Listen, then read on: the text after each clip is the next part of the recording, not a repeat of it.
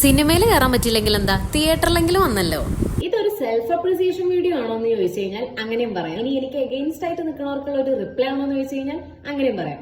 കുറെ കാലമായിട്ട് പറയണമെന്ന് വിചാരിക്കുന്ന കാര്യമാണ്. നമ്മുടെ ഇടയിൽ കൂടുതലും ഈ തെറ്റും കുറ്റമൊക്കെ കണ്ടുപിടിക്കാൻ മാത്രം കേമന്മാരായിട്ടുള്ള മനുഷ്യരാണല്ലോ അല്ലെ. അങ്ങനെയുള്ള ഒരു സറൗണ്ടിങ്ങിൽ ഇടയിൽ പെട്ട ഒരു വ്യക്തിയാണ് ഞാനും.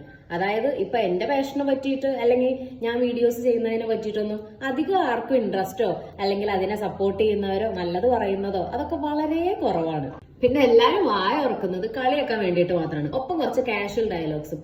ഇവക്ക് ഇതന്നെ പണി. 7 നേരം വീഡിയോ ഇട്ടു. ഫോൺ ഓർമ്മ ഇവളാണല്ലോ.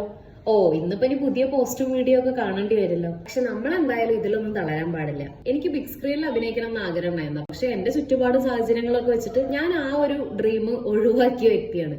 എന്ന് കരുതിയിട്ട് എനിക്ക് എന്റെ ഒരു ചുറ്റുപാടിന്റെ ഉള്ളിൽ നിന്നിട്ട് എനിക്ക് ഹാപ്പി ആയിട്ട് ചെയ്യാൻ പറ്റുന്ന പോലെ തന്നെ ഞാൻ റീൽസും അഡ്വർടൈസ്മെന്റ്സും വ്ളോഗും കാര്യങ്ങളൊക്കെ ചെയ്യുന്നുണ്ട്. നമ്മളെ സപ്പോർട്ട് ചെയ്യണമെന്ന് ആഗ്രഹിക്കുന്ന ആൾക്കാരൊന്നും നമ്മളെ സപ്പോർട്ട് ചെയ്തോളണമെന്നില്ല.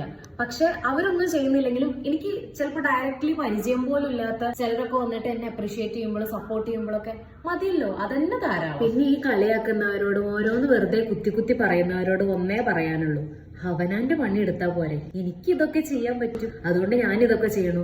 അതില് ഞാൻ ഹാപ്പിയാണ്. പിന്നെ ആർക്കാണ് പ്രശ്നം?